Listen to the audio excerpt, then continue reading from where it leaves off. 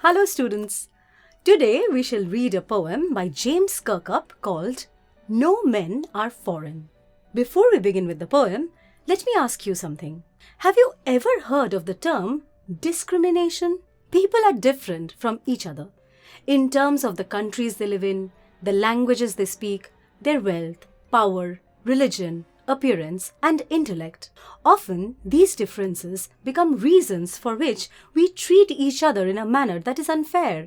James Kirkup talks of such unfair ways in which people treat other foreigners who are not a part of their country or do not speak their language. Through this poem, he makes an appeal to humanity to put aside our prejudices and pay attention to all those details that unite us as one species. Before we begin, let us learn a little about our poet, James Kirkup. James Kirkup was born on 23rd April 1918 and brought up in South Shields. He was an English poet, translator, and a travel writer. He published his first poetry book, The Drowned Sailor, in 1947. Some of his other works include plays like The Prince of Hamburg, The Physicists, The Meteor. Kirkup became a member of the Royal Society of Literature in 1962. Kirkup's skilled writing of haiku and tanka is acknowledged internationally. The English haiku is a very short poem in English language.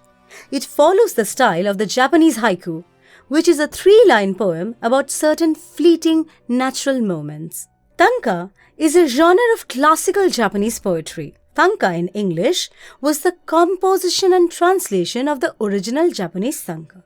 Let us now start with the poem. No men are foreign. Remember, no men are strange, no country is foreign. Beneath all uniforms a single body breathes like ours. The land our brothers walk upon is earth like this, in which we all shall lie. The poem begins with reminding and assuring us that human beings are basically the same everywhere. He speaks against the concept of xenophobia, which is the dislike or hatred for people of other countries. It is also known as racism. Wars are caused by such xenophobes. Men, irrespective of their place of origin, belong to this planet and the same species. They live on land just like the rest of us. Let us read on. They too, aware of the sun and air and water, are fed by peaceful harvests. By war's long winter starved, their hands are ours, and in their lines we read a labor not different from our own. No matter which part of the world men belong to, they are affected by the same adversities. War affects them in the same way as they affect the rest of the world. Availability of enough food and wealth is a matter of joy for all, irrespective of their place of origin. Men everywhere utilize the same natural resources and enjoy the fruits of their hard-earned labor.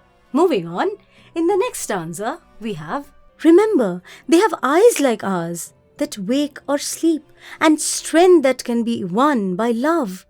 In every land is common life that all can recognize and understand.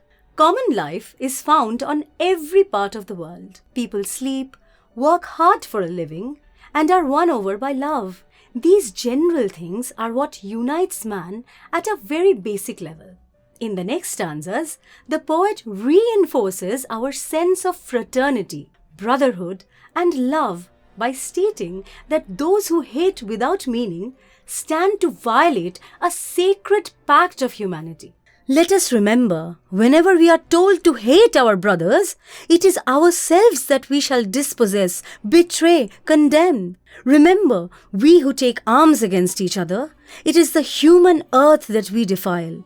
Our hells of fire and dust outrage the innocence of air that is everywhere our own. Remember, no men are foreign and no countries strange. In these 8 lines, Kirkup points out how war destroys civilization and can lead to the destruction of the entire world. Most of the times, wars are a result of people in power and their prejudices or xenophobia. Wars are not only destructive in terms of the material resources, but also lead to the loss of human lives. We destroy our own species through wars. In the process of trying to prove our racial or national superiority, we destroy the purity of the planet.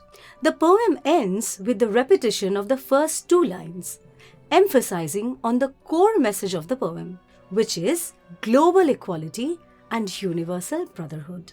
That's all for today. Hope you have understood the poem. Feel free to go over our recap and question and answer videos for further help.